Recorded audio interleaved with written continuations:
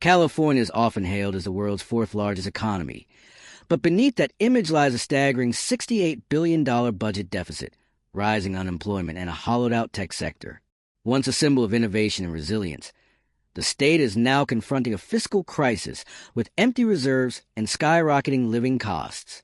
These aren't warning signs. They're signals of a state already slipping. Real estate markets are cooling, high-income earners are leaving, and revenue streams are drying up.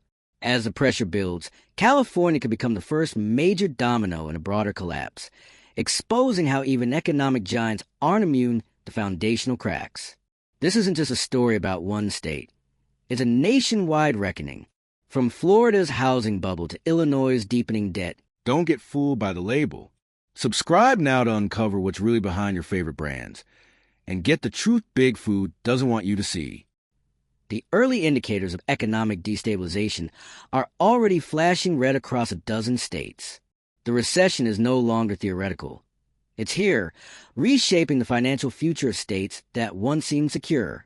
Dependency on fragile sectors, unchecked fiscal mismanagement, and a lack of economic diversification are accelerating the decline. As tourism fades, tech layoffs grow, and infrastructure ages, these vulnerabilities are no longer hidden. They're defining the pace and shape of the downer now underway. The recession isn't coming. It's already here. And while Washington spins fairy tales about a strong, resilient economy, the numbers are screaming a different story. States across the country are quietly buckling, crumbling under debt, failing industries, housing market bubbles, and collapsing revenue streams. This isn't some distant warning. It's happening now, and 12 states are poised to fall first. Let's start with the collapse's loudest, Illinois. This state has been bleeding for years, and now the bleeding has turned into hemorrhaging. A structural crisis rooted in years of fiscal mismanagement, ballooning pensions, runaway taxes, and infrastructure rot. The debt? On track to exceed $5 billion by 2026. Crime is surging. The population is fleeing. Urban centers like Chicago are hollowing out. Illinois isn't just struggling. It's imploding, and a recession is throwing gasoline on a fire that's been burning for a decade. Meanwhile, Florida is standing on a fragile illusion. The housing market is not just inflated. It's overinflated by nearly 40%. The bubble is stretching thin. Foreclosures are climbing, and insurance premiums, especially after the hurricane seasons, are crushing homeowners. The tourism sector, long a pillar of Florida's economy, is weakening. Growth is slowing. And if the housing bubble bursts, Florida's economy could unravel overnight. Mississippi has always been economically fragile, but now it's teetering on the edge. Median incomes are among the lowest in the nation. Poverty is entrenched. Infrastructure is crumbling. The state leans heavily on federal aid to survive. And when that aid gets tighter during a recession, the bottom falls out. There's no cushion here, just pain waiting to be exposed. Then there's Louisiana, rich in culture, poor in economic foresight. Its economy depends heavily on energy sectors like oil and gas, but those sectors are shrinking. Climate threats are growing, living costs are rising, and the safety net is shrinking. The real estate market is in decline, and federal assistance is drying up. As unemployment rises, the state becomes a pressure cooker of economic desperation. Alaska is next, and the signs are all there. This is a state built on resource dependency, specifically oil. But oil revenues are dropping, and there's no backup plan. High living costs, low population density, and no real economic diversification. People are leaving. The workforce is shrinking. The fiscal deficit is growing. The state's frontier strength is now a weakness. Nevada is taking a beating from two fronts: tourism and real estate. Gaming revenues are down. Tourist numbers are softening, and the economy that once thrived on 24/7 activity is slowing down. The real estate market is adding inventory. Prices are plateauing, and unemployment is ticking up. It's a dangerous cocktail. Nevada can't afford a recession, but it's getting one anyway. California is a behemoth, but that doesn't make it recession-proof. In fact, it might just make the collapse bigger. The state is staring down a record budget deficit. Housing costs are out of control. Unemployment is up. Industries like tech are laying off workers in droves. Add in crumbling public infrastructure, spiraling homelessness, and an outflow of residents, and you have a state staring down the barrel of full-scale destabilization. Delaware may be small, but its vulnerability is big. The state's economic lifeline is corporate registration and the chemical industry. But when corporations leave, revenue dries up, unemployment creeps higher, and without major reserves, there's no buffer. Delaware has very little margin for error, and in a recession, that's a dangerous position. Colorado, once hailed as a tech and innovation hub, is quietly suffering. Tech layoffs are surging. The housing market is cooling hard. Commercial real estate is losing value. Denver and Boulder aren't immune. They're exposed. Overextension in the private sector, declining investor confidence, and rising costs of living are all hitting at once. Colorado's resilience is cracking. And then there's New Jersey, the quiet time bomb. Decades of bloated budgets, high taxes, and mounting debt have left the state deeply exposed. Federal aid can't fix structural dysfunction. The public pension crisis is worsening. Property taxes are crushing homeowners. And with economic contraction comes a very real risk of service collapse. Police, education, transportation, all under threat. New York may be iconic, but it's not immune. Wall Street layoffs are rising. Commercial real estate is in free fall. Budget deficits are climbing. New York City is grappling with a dwindling tax base while costs rise and migrants flood under-resourced systems. The recession is testing New York's famed endurance, and there's little room left to maneuver. Oregon rounds out the 12. The state's tech sector has cooled, housing affordability is eroding, and homelessness is growing. Tax revenue has dipped. Real estate development is slowing.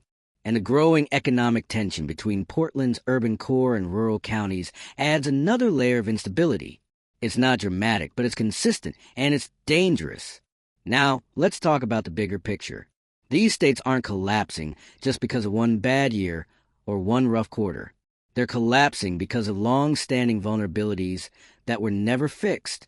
High debt, volatile industries, shrinking populations, outdated tax structures, over-reliance on federal aid. All of it. When the economy slows, these weaknesses aren't manageable, they're exposed. The cracks widen. And once the collapse begins, recovery becomes almost impossible without federal bailouts, which aren't guaranteed in a prolonged recession. The housing market is one of the biggest red flags. In state after state, housing bubbles are already straining. When values are inflated 30% or 40% above what the market can sustain, that's not a win. It's a warning. Florida, Colorado, California, Nevada, if those markets correct, it won't be soft. It'll be brutal. Foreclosures, bankruptcies, evictions, all at scale. Unemployment is the next trigger.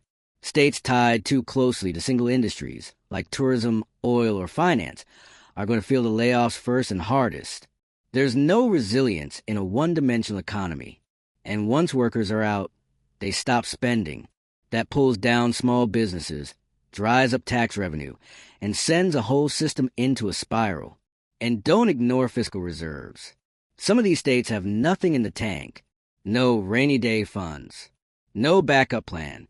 When revenue drops, they start slashing, cutting schools, public safety, transportation. That only deepens a downturn, pushing people to leave and creating a feedback loop of collapse. Climate is another amplifying factor. Louisiana and California already deal with the economic blowback of natural disasters, wildfires, hurricanes, floods. When you combine environmental catastrophe with economic fragility, the result is disaster layered on disaster. The recession isn't theoretical. It's here. It's regional. And it's unequal. Some states are more prepared. Others are walking blindfolded into the storm. And these 12, they're at the front of the line. The data is clear.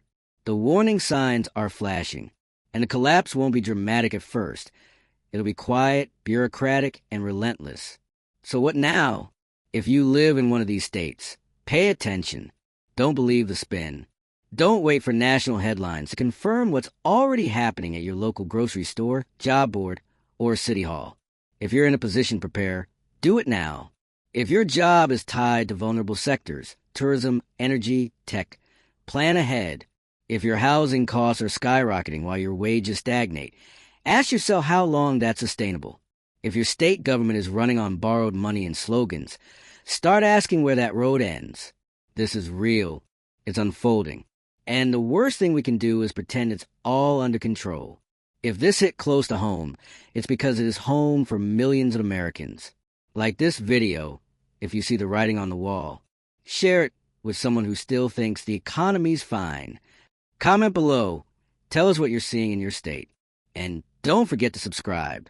Because while the media plays distraction, we're breaking down the reality, state by state, sector by sector, before it breaks down around you. There's no bailout coming for this one. That's the part no one wants to say out loud. The federal government can't just keep printing its way out of regional collapse. In fact, it's those same policies, decades of unchecked spending, bloated bureaucracy, and ideological gridlock, that helped set the stage for this mess in the first place. And now, with inflation still haunting every American wallet and interest rates tightening the screws on both households and state budgets, there's nowhere left to hide. We're not talking about abstract charts or hypothetical forecasts. We're talking about real communities right now. School districts slashing staff, hospitals losing funding, roads and bridges left to decay because state budgets can't stretch anymore. This isn't approaching recession. It's disintegration from the inside out. And these 12 states, they're first in line. Look again at Illinois. Teachers are getting pink slips. Property taxes are choking middle-class homeowners just to keep the lights on in local government buildings. Pension obligations are devouring budgets while essential services collapse. There is no financial flexibility left. The only thing holding the system together is momentum, and momentum doesn't last in a free fall. Then there's Florida. When the hurricane season hits again, and it will... What happens when thousands of homeowners can't afford the insurance premiums? What happens when real estate values finally snap back to reality and foreclosures flood in? Florida's economy is built on sunshine and speculation. One storm, one sharp correction, and the whole thing buckles. And Mississippi? The federal safety net holding it up is fraying. The poorest state in the union, with one of the lowest education levels, highest obesity rates, and worst infrastructure in the country, is now being asked to survive a recession without the lifeline of massive federal subsidies. That's not just a budget issue. It's a humanitarian crisis in the making. Louisiana faces the same pressure, but add environmental disaster to the equation. Oil and gas revenues are in decline. Storms are becoming more violent. The cost of rebuilding is climbing, while federal support retreats. Meanwhile, tourism is drying up and real estate markets are sinking. The cultural heartbeat of New Orleans can't cover up the economic rot setting in underneath. And Alaska, where economic life is always dependent on high-risk, high-reward oil revenue, has absolutely no buffer, no diverse economy, no contingency, just resource dependence, an aging population, and sky-high living costs. As oil prices fluctuate and population outflows continue, the bottom is slipping out from under them, and no one's talking about what comes next. Now look at Nevada. When gaming revenue dips, tax revenue disappears. There's no state income tax to stabilize the budget. The state lives and dies by the casino economy and the housing market, both of which are already showing cracks. The tourists aren't coming back like before. International travel is down. Conventions are smaller, and real estate in Las Vegas is hitting saturation. That's not a recession waiting to happen. It's a recession already underway. And for all its wealth and tech hype, California is quietly descending into fiscal chaos. Its deficit is now larger than the entire GDP of some small countries. Big tech layoffs have gutted tax revenues. Remote work has hollowed out commercial real estate markets, and cost of living is forcing working-class families to flee. Los Angeles and San Francisco are grappling with homelessness at historic levels, and Sacramento is borrowing against the future to keep the present from collapsing. California isn't too big to fail. It's too big not to feel it everywhere. In Delaware, corporate dependency has backfired. As companies tighten up and relocate, the state's revenue dries up. The chemical and manufacturing base isn't innovating. It's shrinking. And with minimal fiscal reserves, there's no cushion. Delaware isn't a headline state, but that's exactly what makes its quiet deterioration even more dangerous. Colorado's economy is based on a vision that no longer exists. The tech boom it relied on has cooled. Commercial properties are sitting empty. Layoffs in once thriving sectors are rising. And a housing market that once drew in thousands of new residents every year is now pricing people out while values decline. It's a state caught between identity and reality, and the numbers don't lie. Then we come to New Jersey. The debt burden here is suffocating. High taxes are driving people and businesses out. Infrastructure projects are underfunded, and pension obligations are eating away at every dollar the state collects. In a national downer, New Jersey doesn't bend, it breaks. Because there's no space left in the budget, no slack in the system. And New York, yes, the Empire State, is in its own crisis. Office towers in Manhattan are half empty. Wall Street bonuses are drying up. Tax revenue is slowing. Housing instability is rising. Add the migrant crisis, bloated state programs, and a deteriorating MTA system, and you've got a blueprint for an urban economic meltdown. The outer boroughs will feel it first. Then it spreads statewide. Oregon might seem like an outlier, but the risk is real. Tech is fading. The housing market is stretched. Urban unrest and growing homelessness are scaring away investors. Public infrastructure is strained, and tax revenues are dropping. Quietly but consistently, Oregon is following the same trajectory as the other 11. What ties these 12 states together isn't a single crisis. It's a collection of long-ignored problems converging all at once. Mismanaged budgets, unsustainable real estate markets, industry overdependence, demographic shifts, rising poverty, declining public services, all colliding with a national recession that's already started, even if Washington won't say it. And the most dangerous part? This isn't the bottom. This is just the beginning of the slide. Once tax revenues drop, governments cut services. That pushes more people out of work, which further reduces spending, which drains more local businesses, which slashes even more tax revenue. It's a cycle, and once it starts, it's nearly impossible to stop without deep structural reform. But reform takes vision. It takes political will. And right now, most state legislatures don't even have honesty, let alone solutions. This isn't about partisanship. It's about accountability. The public has been lied to, told that budgets would balance, that surpluses were real, that economies could grow forever. But the numbers don't care about narratives. They care about debt, revenue, output, and sustainability. And when all four start moving in the wrong direction, collapse isn't theoretical. It's mathematical. So what does this mean for you? If you live in one of these states, your life is about to get harder. Your taxes will go up. Your services will go down. You'll wait longer for emergency response. Your roads will deteriorate. Your schools will get worse. And your job security will depend not on how good you are, but how badly your state has mismanaged its economy. And if you're thinking, well, I'll just move, think again. The states still holding steady, like Texas, Tennessee, the Carolinas, are already experiencing surging in-migration. That creates its own stress. And not every state can absorb the fallout from collapsing neighbors. This is a national crisis disguised as regional news. But the collapse will be felt everywhere. Economies are connected. Bond markets are watching. And once one state defaults, confidence in the rest weakens. The question isn't whether a state collapses. It's when. And how many fall before Washington admits what's already happening. If you stayed with us this long, then you know how serious this is. This isn't hype. This is hard data. This is the truth they won't say on cable news and won't print in headlines until it's too late. So if you care about where this country is going, if you care about your state, your city, your job, your future, then don't ignore what you've just heard. Let's stop pretending this is all going to magically fix itself. The clock isn't ticking toward recovery. It's ticking toward reckoning. And these 12 states aren't just early victims of a downturn.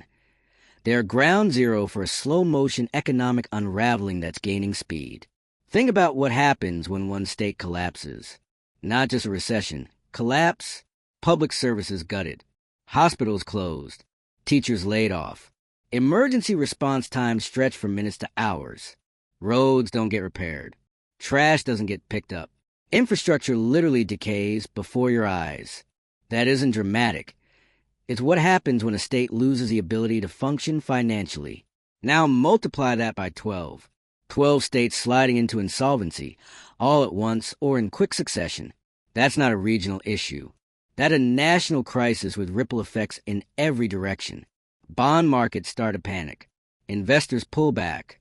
Interest rates for municipal projects spike. Insurance premiums skyrocket. Businesses relocate preemptively. States that aren't in collapse suddenly find themselves stretched thin trying to absorb displaced workers, families, retirees. It's a chain reaction that hits supply chains, housing markets, labor pools, and tax bases across the country. And here's what's worse. We've seen this coming. The cracks were already there. The housing bubbles didn't form overnight. The pension crises didn't materialize from thin air. States didn't wake up one day drowning in debt. They built that debt year after year, budget after budget, with full knowledge of what it meant. The warning signs were ignored, pushed aside in favor of political comfort. Elected officials from both parties kicked the can further and further, hoping someone else would deal with it. And now that someone else is you, your family, your community, people need to stop thinking of economic collapse as a Wall Street headline. It's not about stock prices. It's about what happens when your kid's school loses its entire arts program, when your town cuts its police force in half, when you get laid off and the unemployment office tells you they're 6 weeks behind on claims. That's what collapse feels like. Not a chart, not a number, a lived experience. We are on the edge, and the federal government can only plug so many holes before the dam gives out entirely. These 12 states are the loudest signals, yet that the system isn't just under pressure, it's breaking. Quietly, consistently, irreversibly, unless something changes. If your leaders aren't talking about this, you need to, at your city council meetings, in your state houses, at your voting booths. Because once the bottom falls out, it's not just a state problem, it's your problem. Like, share, comment, subscribe, because silence is what let this happen. Let's make sure people finally hear what they've been refusing to face, before it spreads further, before it's too late.